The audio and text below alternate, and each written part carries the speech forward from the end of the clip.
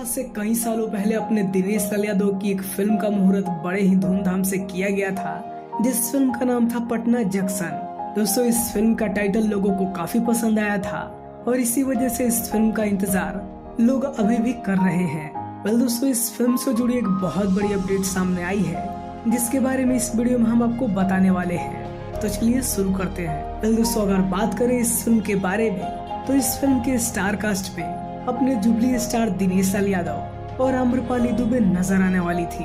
Well दोस्तों, बात करें अगर इस फिल्म के प्रोडक्शन की, तो इस फिल्म को प्रोड्यूस करने वाले थे सुजीत तिवारी जी, और दोस्तों इस फिल्म का डायरेक्शन करने वाले थे संतोष मिश्रा जी। और दोस्तों ये फिल्म बनाई जा रही थी CPI मूवीज के बैनर तले। दोस्तों, जिस तरीके से इस फिल्म का मुहूर्त किया गया था, लोगों को इस फिल्म से बहुत सारी उम्मीदें थी, क्योंकि दोस्तों उसी साल दिनेश लाल यादव की फिल्म मोकामा 0 किलोमीटर को आप सभी ने बहुत ज्यादा प्यार दिया था और उसके बाद इस फिल्म का मुहूर्त किया गया था। दोस्तों, अगर बात करें अपडेट के बारे में, तो इस फिल्म से जुड़ी एक बहुत बुरी अपडेट सामने आ रही है कि इस फिल्म को अब नहीं बनाया जाएगा। जी हाँ दोस्तों, प्रोडक्शन में कुछ इशू की वजह से इस फिल्म को अब नहीं बनाया जाएगा।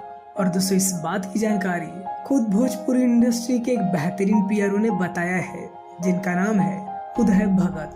पटना जंक्शन तो खैर सुजीत तिवारी जी की फिल्म थी, CPI मूवीज की। डायरेक्टर संतोष मिश्रा थे। फिल्म नहीं बनेगी वो।